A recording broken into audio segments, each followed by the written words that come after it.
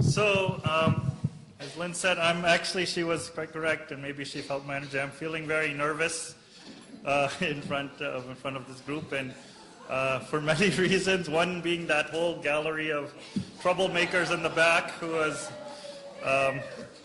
I'm here with. I've come wearing two different hats and two different things I would like to share with you today. One is many of you have heard of something that is also happening during the next few days called the Giftival. How many of you have heard of that? Could you? This in India we do like this, if you can. Yes. So there is something called the Giftival, which we had our first gathering of that about a year and a half ago, and Jen was part of that also with us, and we're very excited to be connecting with the IFGE community, and really fantastic kind of learning for us, and the stories of our elders really who have done fantastic work when I was just a small baby running around. I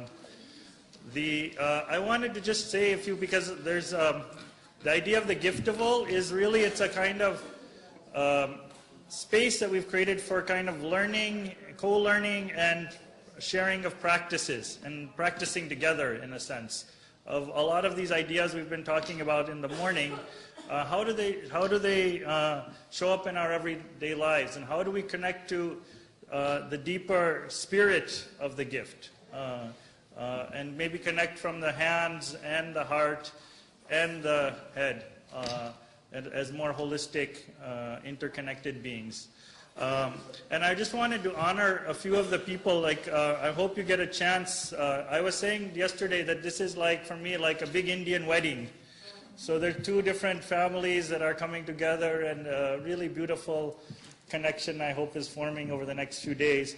And I just wanted to share a few of the things, because in the morning, since the morning, there's a lot of beautiful things also from our friends who've come from the Giftival, and I just wanted to briefly mention a few of them. And so just to kind of, in India, when I was growing up, I used to be get very irritated with my father and my relatives, because it'd always be trying to make we meet somebody and they try to spend half an hour trying to find some connection. Oh, you're related to this person in this village who's related to this person. Oh, that's how we're connected. And as I think about it now, it's such a beautiful practice, and very much I think a deep practice in the gift culture is to keep finding these deep connections. And I find that I myself started doing the things that I was irritated. So let me just introduce a few of my relatives to your relatives here.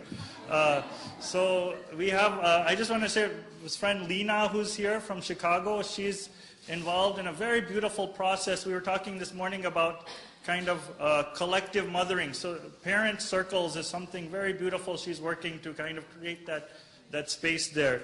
And then we have Linda, my sister Linda from Zimbabwe, who's doing a lot of beautiful work around permaculture and seed sharing and eco-villages and things.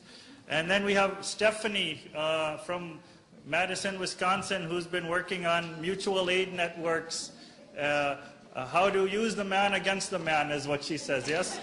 And Ayşe Gül from Turkey, who is working on one of the largest time banking systems in Turkey. And Audrey from California, who's created beautiful kindness cafes and kindness spaces, random acts of kindness. So you better be careful, because there might be some random acts of kindness shared with you in the next few days. And we have Erin, who's doing beautiful things with zero waste and upcycling. And Silvana, who's here working on movement medicine and reconnecting to the power and beauty within our bodies, and how we heal ourselves with our own bodies. And we have then Alessandra, Deborah, Ashley, Marie, who are creating very radical spaces for learning and sharing and connecting, and very much, I think, in the spirit of what Lynn was just sharing. So just a few, there's many more, but I just wanted to share a few of those things and encourage this kind of connection and finding some of these people with the friends who are in the audience here. And what we find in the giftable is really, I think, one thing which I think, there are many different things, we're creating the field of trust and care and security and hospitality and kindness and forgiveness, mutual aid, sharing. And so this, for me, we use the idea of gift culture, because this is, economy is one part of that, but the whole kind of stories we share with each other and about who we are and how we relate to each other, that is very important in this, I think, larger movement. And one of the things that I was thinking about, a lot of it is really about also reclaiming our own vulnerabilities.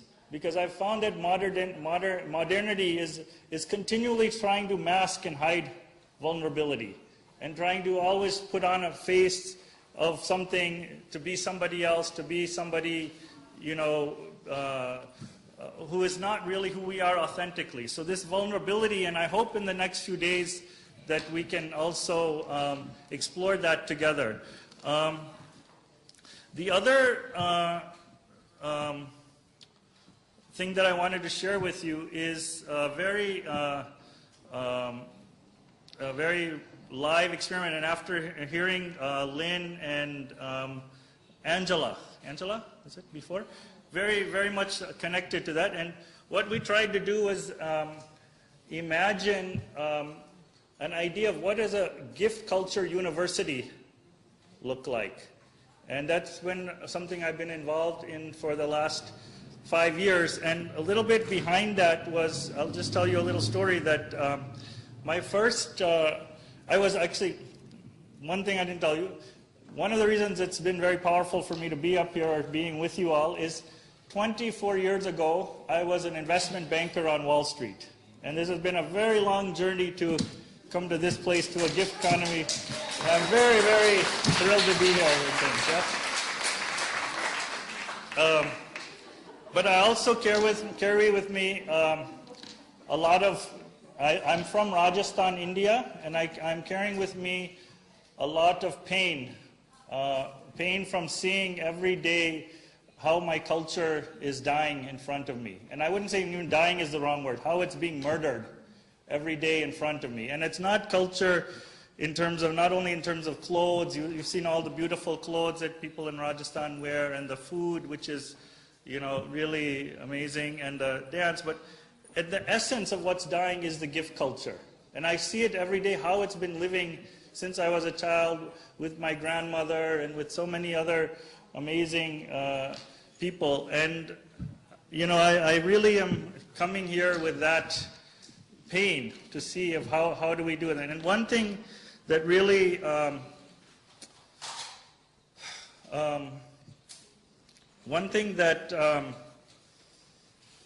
I was really touched many years ago. My first real, I think, conscious encounter with gift culture was I was with a very amazing woman healer in Rajasthan. Her name was Pratapi Bai. And I saw that, she was using medicinal plants from our region and healing. And there was lots of people in the villages coming to her for healing. And at that time I was still kind of under the influence of this investment banking, entrepreneurship, business culture. So I thought, oh wow, this is a great, local entrepreneurship, opportunity for her. She can make a lot of money from this and things. And so I thought, I started talking to her, and she said, no, I'm not interested. I mean, what do you mean you're not interested? This is good money, your future, your family, your community, all of this. And she said, no, this is not for sale. This is a gift. And it's a gift, a divine gift I've received, and it's with a deep sense of love and care that I share it with my community and all of those around me.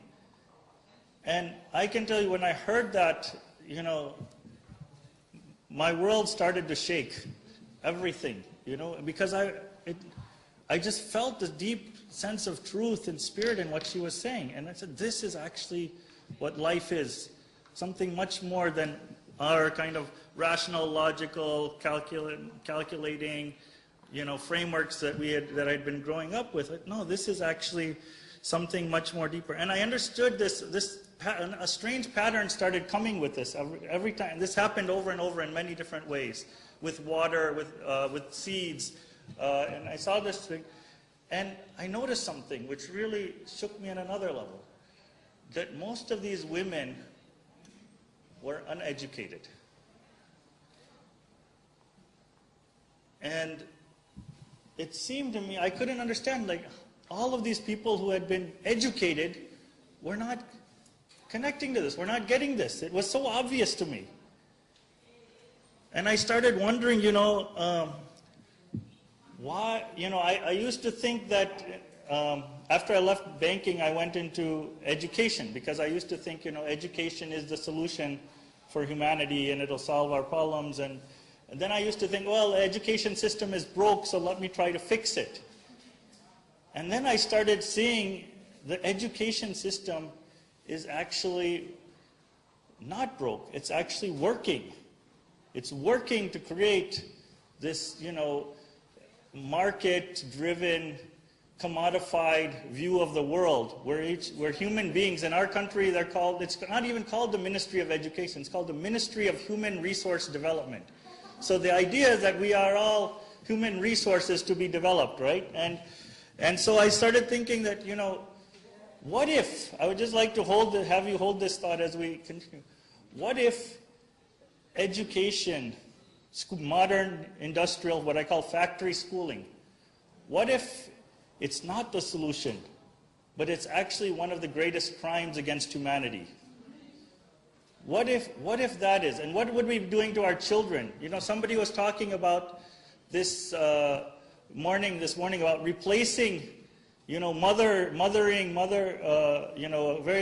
diverse notions even of motherhood with a kind of monocultural father kind of patriarchal image. And I started thinking, isn't education part of that? Education is telling us all the time we are not competent to grow with our children. We're not competent to, our communities are, horrible places where you can't trust each other anymore, and you can't trust your neighbors anymore.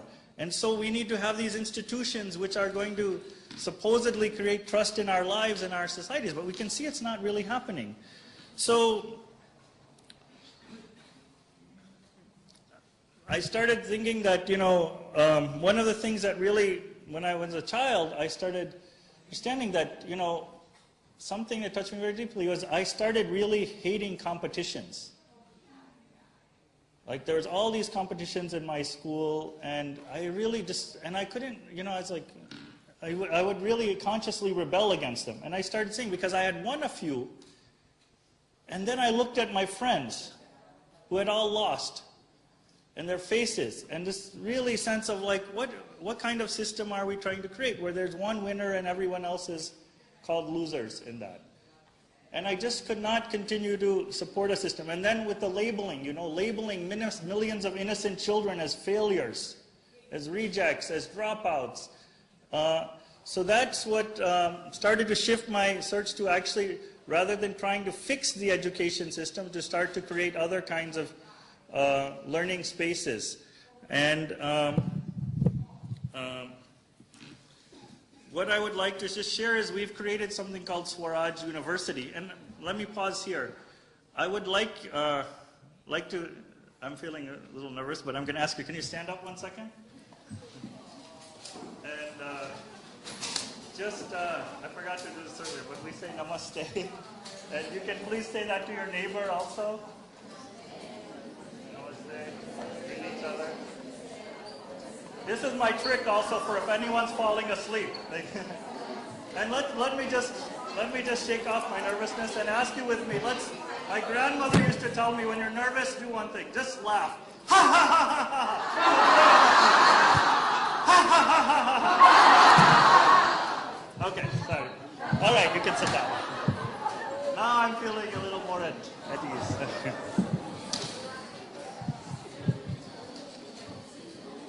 So I would like you to, now that I said, laughing is allowed and hugging is allowed in all of our giftables. So So I would like you to just turn to your neighbor for a minute. And I would like to ask you, if you had to co-create a gift culture university, what would be one thing you would like to see in that university? No examinations. You can tell your partner first. Tell somebody next to you and hear what they have to say too.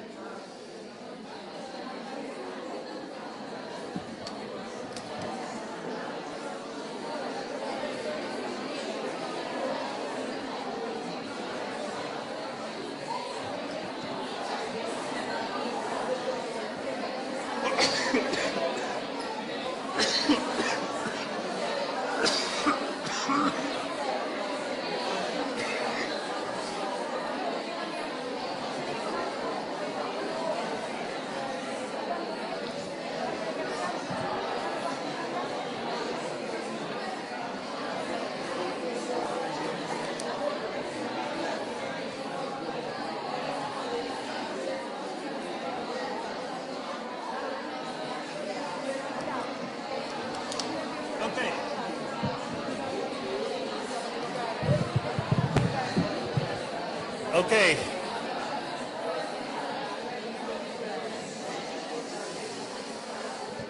It's really beautiful to hear the buzz of the group. So, Bernadette was burning to share something. What's one key? Oh, oops, sorry. Say that. Yes, Italiano. Io dico che tutto queste riforme, noi parliamo di riforme, no? In Italia riforme, la parola è sempre quella.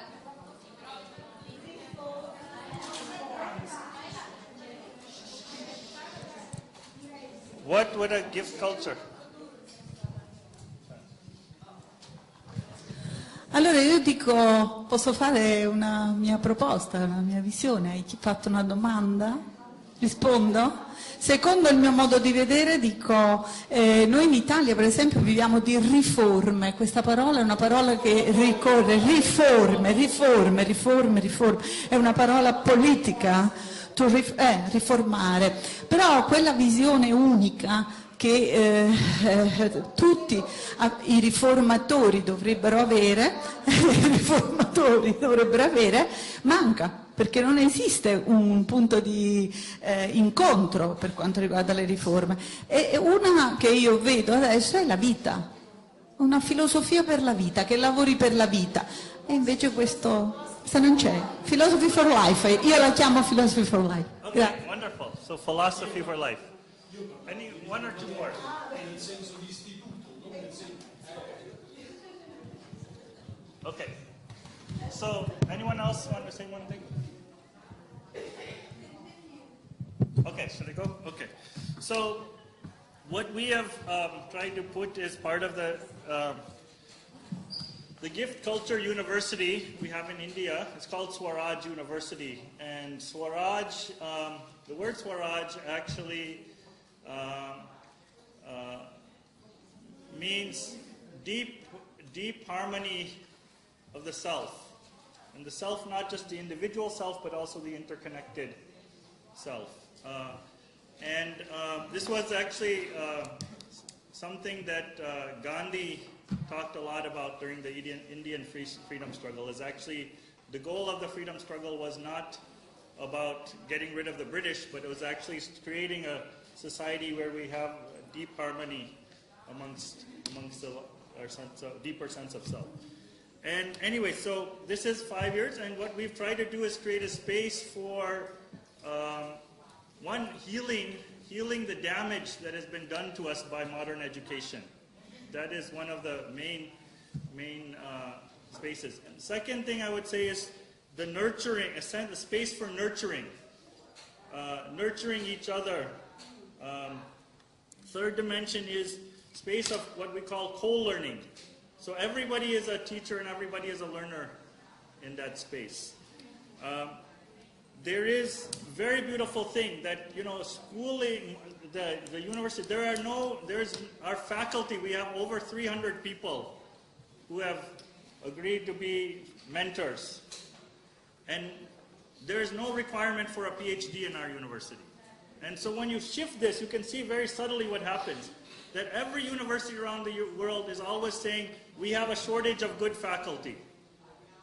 And all of a sudden, we realize that we have an abundance of great faculty because we're able to remove. So we have, you know, faculty who are, you know, tribal fishermen. We have grandmothers on our faculty. We have artisans on our faculty. We have farmers.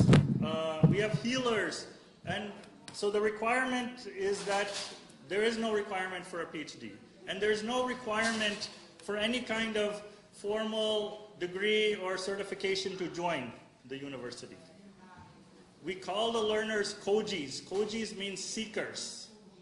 And so you have to be wanting to engage in your own deeper search. That's the only requirement. And the other thing which is very important is the sense of we're really trying, which I was very touched by Lynn and Angela's thing, is really to build a sense of community. And the reason I was coughing is because all of the things you were describing, the challenges of that, we also undergo a lot. And I think everybody who's working with communities can really, trying to, you know, build community together can identify very deeply. So, and I think the purpose of the university is very different from what modern universities are today. It is to understand our gifts and understand how to share our gifts with the world. This is what we say as our purpose of our university. And I would like to share with you one experiment that we do. It's called the Cycle Yatra. You'll be seeing some images of it hopefully tonight with Robin's film. Robin is also a beautiful filmmaker here. So the Cycle Yatra is the question is how do we reconnect to the spirit of the gift? You know, one way is to read about it, to talk about it, but how do we really feel how alive it is in all of us? And so we created this process called the Cycle Yatra, which we invite young people to go with us for a week on bicycles. Yatra means pilgrimage, inner and outer pilgrimage. So we go for 1 week on bicycles. Nobody has any money with them. Nobody has any food with them. Nobody has any technologies of digital technologies with them. And nobody has any plans with them. And this planning might be the biggest sickness of our times, hyper-planning, right? So no plans with that. And people go and we live with communities in full vulnerability because all of the tools of modernity, most of them have been stripped away from us. And so it's actually moving to how do we interact in a world unmediated by money as its central force, and also dealing with the fear that is within all of us that we've been conditioned with around money through the modern education system. So it's in a fantastic, beautiful journey, and I think one thing that everyone feels all the time is there's a real paradox where everyone is hit with. How can all these so-called poor, uneducated villagers be so kind, so open, so fearless in terms of inviting? You go to a middle-class suburb and knock on, people are afraid to open their houses, like who's come here? And people are so open to welcoming you in their home, feeding you, caring for you. And so it is really always, this really deep sense of, disruption is created. It's like, how do we explain this? People who have so much wealth in the world are so afraid. And people, or I would say so much money. And people who have very little money are actually living with such love and generosity and kindness all the time. So this shook me when I was on the other, and many people get shaken by this idea. And I think it's something that, the idea is to strip everything away to get to our core vulnerabilities and see if the gift is a powerful enough idea or if we are really being taken care of by the universe in the spirit of gift, and to connect with that. And I think one of the other things that's very powerful in that, we find, there's a lot of people in education who are talking about the internet and plugging in and being connected. We're finding more and more that if we want to access the spirit of the gift, it's about unplugging ourselves from those technologies for periods of time. Consciously unplugging, what we call techno-fasting. And to actually pull away from those things and to give ourselves, again, time and space to reconnect to the spirit of gift. And I think the third thing that really strikes people, a lot of people I've heard, is the whole idea of we're seeing how that's, sustainability today has become another commodity. And what is, we have all these green products and green technologies and all of these things, and actually living with people who have a very different model of sustainability. A model of sustainability where every single human being in the community can actually eat organic food.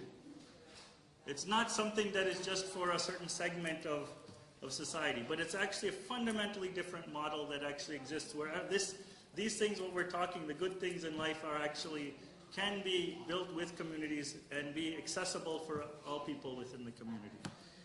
So, how much time do I have? I think I'm done. Okay, I just want to share one last thing. So there's one other experiment which I would like to share, which is called the Shop of the Open-Hearted, which we organize. And so many of you are hearing about these days the